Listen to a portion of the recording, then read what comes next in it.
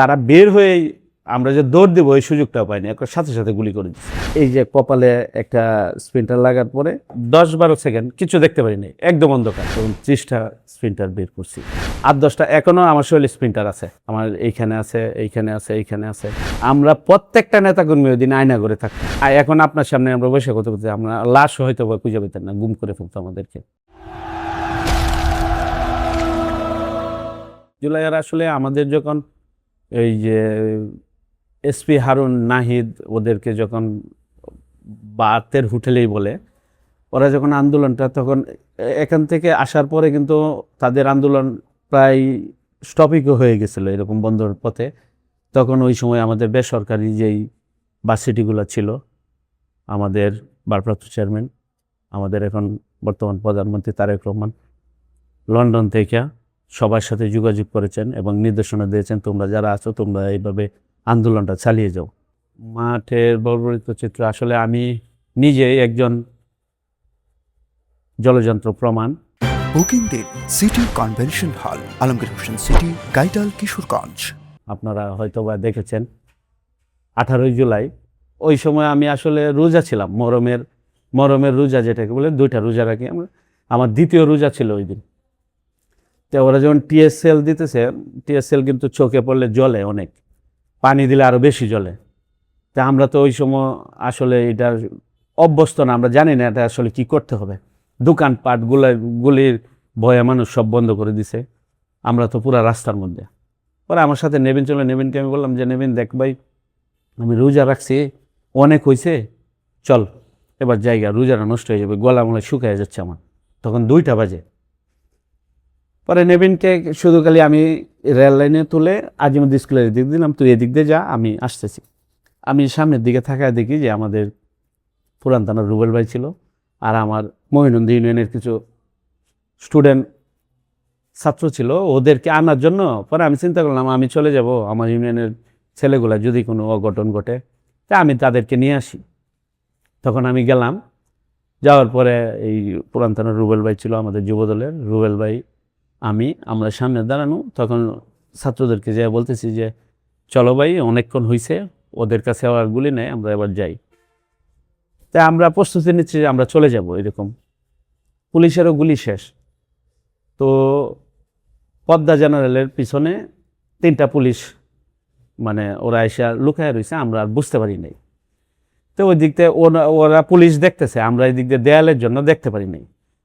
আমার থেকে দূরত্ব হলো বড় জোর 150 গজ, এরকম দূরত্ব হবে।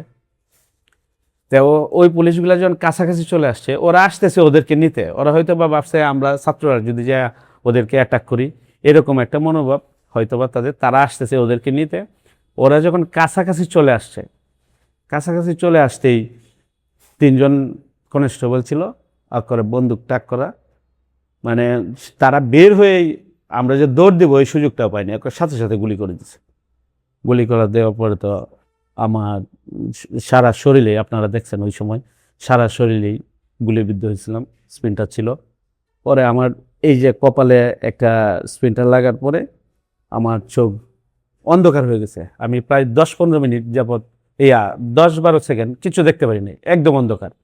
সবচাইতে গুলি হয়তো বা তখন আমি খেয়েছিলাম, আমার গায়ে লেগেছিল। পরে আপনার ওই বাচ্চাদের দেখা আমি, মানে তখন ওদের কান্নাকাটি দেখে আমার কাছে খারাপ লাগছে। আমার শরীরে যে গুলিবিদ্ধ এটা আমি ভুলে গেছি ওদের কান্না দেখা। পরে আমি ডাক্তারকে বললাম আমাকে করতে হবে না, আগে বাচ্চাদেরকে চিকিৎসা করেন, পরে আমি চিকিৎসা নিই। দৌড়ে আসছে নিচ থেকে যে এখানে পুলিশ আছে, যে চিকিৎসা করা যাবে না, পরে তাড়াতাড়ি বের হতে হবে। তখন যারা ছিল, যেভাবে পারছে, আমরা ওইখান থেকে বের হয়ে যাই। বের হয়ে যাওয়ার পরে তো এইভাবে গুলি, আমি চিকিৎসা নিতে পারি নাই, ইঞ্জেকশনও দিতে পারি নাই। মানে ওই দিন আমি যে এত গুলি খেয়েছি, আমার চোখ দিয়ে একটু পানি পড়ে নাই। কিন্তু আমার বাড়িতে যায় আমার পরিবার, আমার বাড়ির আশেপাশের যে মহিলারা ছিল, মানুষ ছিল, ওনারা তো আমার শরীরের রক্ত দেখে এত কান্না করে, ওনাদের কান্না দেখে আমার চোখে অটোমেটিক পানি চলে আসছে। আমার ভাই বোন, আমি সবচেয়ে বেশি ওই দিন, মানে আমার কাছে মনে হয়েছে যে ওনারা, আমার এলাকার লোকজন আমাকে কতটুকু ভালোবাসে। ওই দিন আসলে ওই দিনটির কথা ভুলার নয়। প্রত্যেকটা মানুষ, এমন কোনো একটা মহিলা নাই বৃদ্ধ নাই যে আমাকে দেখতে এসে কান্না করে নাই আমার শরীরে এরকম দেখা। প্রত্যেকটা স্প্রিন্টারের জায়গায় একটা একটা করে ইঞ্জেকশন দিয়ে, এই যে ইয়ার ইঞ্জেকশন, অবশ করে যে ইঞ্জেকশনগুলো দিয়ে আপনার এক একটা ভিডিও আছে, আপনারা হয়তো বা দেখছেন, আমার কাছেও আছে ভিডিওগুলা। একটা একটা স্প্রিন্টারের জায়গায় একটা একটা ইঞ্জেকশন দিয়ে দিয়ে কুচায় কুচায় কুচায় কুচায় তখন 30টা স্প্রিন্টার বের করছি। বের করে পরে গেছি, পরে গুলি সারা শরীর তো রক্ত, এই যে কুচায় কুচায় বের করতেছে সারা শরীরে রক্ত, আর বুঝাও যাইতেছে না আসলে আর কোথায় আছে। পরে গেলাম বাড়িতে, এখান থেকে গুলি বের করে ওষুধ টষুধ দিল, দিয়ে গেলাম বাড়িতে। ওই দিক দিয়ে আবার বাড়িতে পুলিশ, আমি গুলিবিদ্ধ অবস্থায়, আমি গুলি বের করতে পারতেছি না। সন্ধ্যার সময় আমি ক্লিনিকে থাকা অবস্থায় বাড়ির থেকে ফোন আসছে, বাড়িতে পুলিশ এসে পড়ে গেছে। প্রায় আধা ঘন্টা 40 মিনিটের মতো পুলিশ গেছে। ওই সময় আসলে পুলিশের আচরণগুলো আমরা আমাকে পায় নাই, আমার বাবাকে, মাকে, আমার দাদুকে, চাচি, বাড়িতে যাকেই পাইছে ওনাদেরকে অকাথ্য ভাষায় গালাগালি করছে, যে এইগুলা ভাষা আসলে আমরা মুখ দিয়ে উচ্চারণ করতে পারবো না। তখন পুলিশের আচরণগুলো ছিল ওই রকম। 5 তারিখ শেখ হাসিনা পালিয়ে গেছে, কিন্তু 4 তারিখ আমরা তো কন্টিনিউ প্রোগ্রামে ছিলাম। আমরা ওই দিনও 4 তারিখ কিন্তু আপনারা জানেন, এই যে এই ভিডিও ফুটেছে আপনারা দেখছেন, আওয়ামী লীগের নেতারা ওপেন গুলি করছে। ওই সময় সাধারণ পাবলিক যারা আছে, আওয়ামী লীগ ভাইসা বাংলো, আওয়ামী লীগের এক নেতার বাড়ি পুরাইলো, এটা সাধারণ পাবলিক জন্য ইয়ে করছে। এটা হলো 4 তারিখের ঘটনা। 5 তারিখ কিন্তু এটা মানে, এটা 4 তারিখ হচ্ছে যতটুকু সম্ভব। পরে 5 তারিখ আবার প্রোগ্রাম, আমরা তো রাজপথে আছি। আমার শরীরে তখনও কিন্তু স্প্রিন্টার 8-10টা, এখনও আমার শরীরে স্প্রিন্টার আছে, আমার এইখানে আছে, এইখানে আছে, এইখানে আছে, মাথায় ছিল।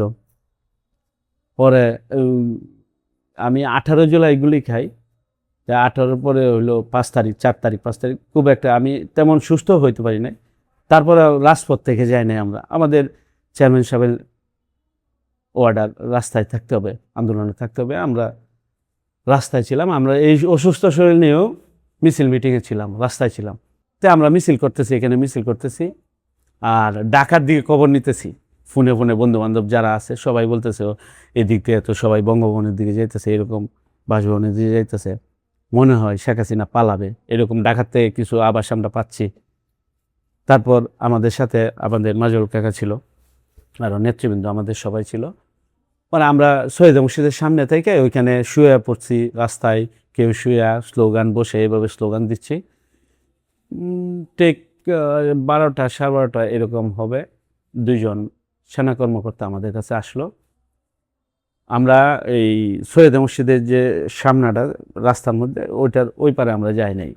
আর ওরা প্রথমে পুলিশ গোলাগুলি করছে আমাদের সাথে, কিন্তু সেনাবাহিনী আসার পরে গুলি বন্ধ। তখন আমরা এখানে সবাই বসে যাই, কেউ রাস্তায় শুয়ে যাই, এখানে স্লোগান দিচ্ছি। স্লোগান দেওয়ার পরে অনেকক্ষণ স্লোগান দেওয়ার পরে 2জন কর্নেল আসছে, মেজর এসে বলতেছে যে আমাদের সাথে কথা বলবে। তখন আমাদের বর্তমান এমপি সাহেব মাজরুল কাকা আরও নেতৃবৃন্দ ছিল, ওনাদের সাথে যে কথা বললো। ওনাদের কাছে তখন হয়তো বা এই মেসেজটা আসছে যে ওনারা বলতেছে আমাদেরকে যে আপনারা স্লোগান দেন, এখানে থেকে কিন্তু উশৃঙ্খল কোনো কিছু করেন না, মারামারি এই ধরনের কোনো কিছু করেন না, আপনাদের জন্য ভালো নিউজ আসবে। ওনারা এই কথা বলছে। এই কথা বলার পরে তো আমরা এখানে স্লোগান দিচ্ছি 2টা 2:30 মনে এরকম বাজে। পরে সেনাবাহিনী আইসা বলতেছে যে এই অবস্থা, গুড নিউজ আপনাদের। পরে তো আমাদের আনন্দের আর আসলে প্রত্যেকটা লোকে এদিন চোখ দিয়ে অটোমেটিক পানি পড়ছে। আনন্দের যে কান্না মানুষের, আমাদের নেতৃবৃন্দ সহ সাধারণ মানুষের আনন্দের কান্না, মানে কি বলবো। আয়নাগর নামে একটা ঘর ছিল আওয়ামী লীগের আমলে, শেখ হাসিনা তৈরি করছিল, যেটা আপনারা জানেন। আমরা যারা 18 জুলাই গুলিবিদ্ধ হয়েছিলাম এবং যাদের নামে মামলাগুলো হয়েছিল, আমরা প্রত্যেকটা নেতাকর্মী ওই দিন আয়নাগরে থাকতাম। আমরা নিখোঁজ হয়ে যেতাম এই দেশ থেকে। আল্লাহর অশেষ রহমত, সবার দোয়ায় এই অত্যাচারের পতন হয়েছে। নাহলে আমাদের মতো আমাদের শত শত মায়ের বুক কালি হইতো ওই দিন 5 তারিখের পরে। আমরা এতদিন এখন আপনার সামনে আমরা বসে কথা বলছি, আমরা লাশ হয়তো বা খুঁজে পেতেন না, গুম করে ফেলতো আমাদেরকে।